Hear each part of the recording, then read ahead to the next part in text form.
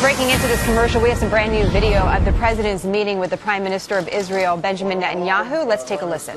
Netanyahu and the entire Israeli delegation back to the White House, back to the Oval Office. This visit obviously comes at a critical time.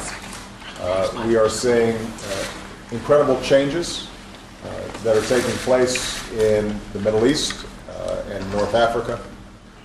We have seen the terrible bloodshed that's going on in Syria, the democratic transition that's taking place in Egypt, and in the midst of this, we have an island of democracy and one of our greatest allies in Israel.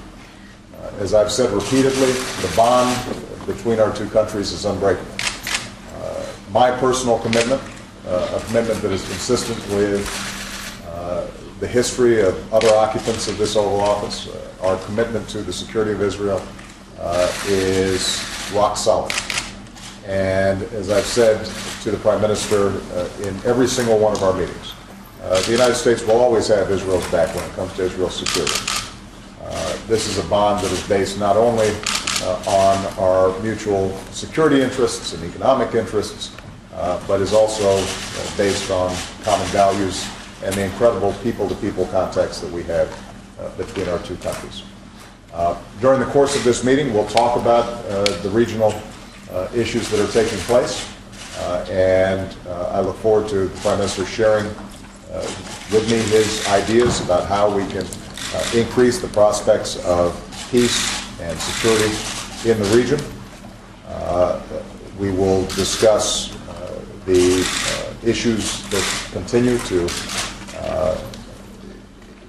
be a focus of not only our foreign policy, but also the Prime Minister's, how we can potentially bring about a calmer set of discussions between the Israelis and the Palestinians and arrive at a peaceful resolution to that long-standing conflict. It is a very difficult thing to do in light of the context right now, but I know that the Prime Minister remains committed to trying to achieve that. And obviously, a large topic of conversation will be Iran, which I devoted a lot of time to in my speech to AIPAC yesterday, and I know the Prime Minister has been focused on for a long period of time. Let me just reiterate a couple of points on that. Number one, we all know that it's unacceptable from Israel's perspective to have a country with a nuclear weapon that has called for the destruction of Israel. But as I emphasized yesterday, it is profoundly in the United States' interest as well to prevent Iran from obtaining a nuclear weapon. We do not want to see a nuclear arms race in one of the most volatile regions in the world. We do not want the possibility of a nuclear weapon falling into the hands of terrorists.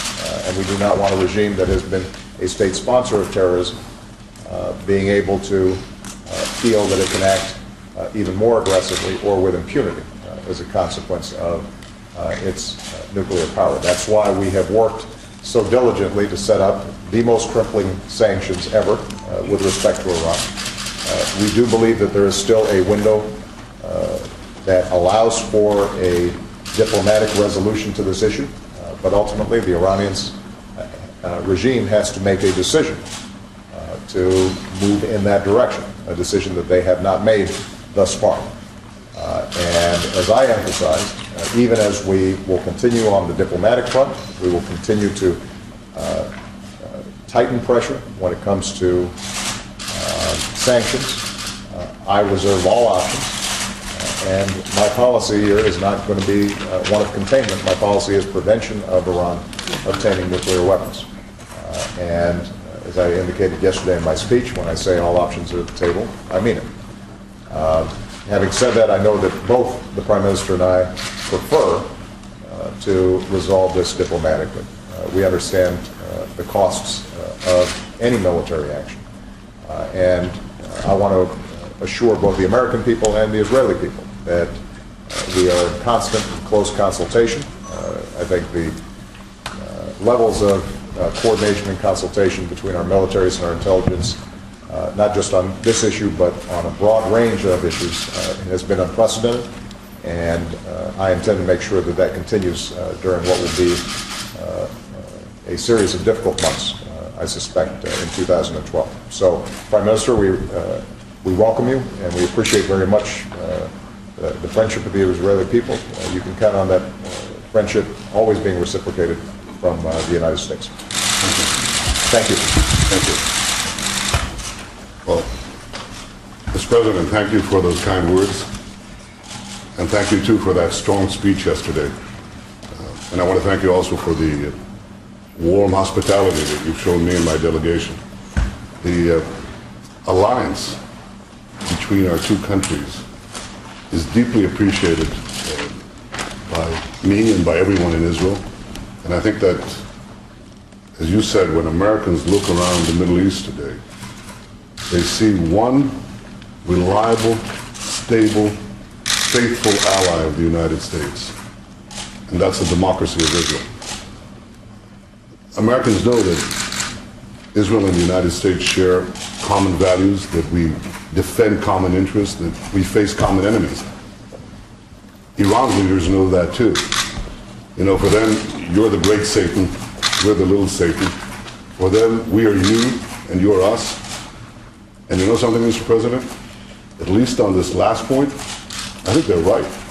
We are you and you are us. We're together. So if there's one thing that stands out clearly in the Middle East today, it's that Israel and America stand together. I think that above and beyond that are two principles, long-standing principles of American policy that you reiterated yesterday in your speech. That Israel must have the ability always to defend itself by itself against any threat. And that when it comes to Israel's security, Israel has the right, the sovereign right to make its own decisions. I believe that's why you appreciate, Mr. President, that Israel must reserve the right to defend itself. And after all, that's the very purpose of the Jewish state, to restore to the Jewish people control over our destiny. And that's why my supreme responsibility as Prime Minister of Israel is to ensure that Israel remains the master of its fate. So I thank you very much, Mr. President, for your friendship, and I look forward to our discussions. Thank you, Mr. President. Thank you.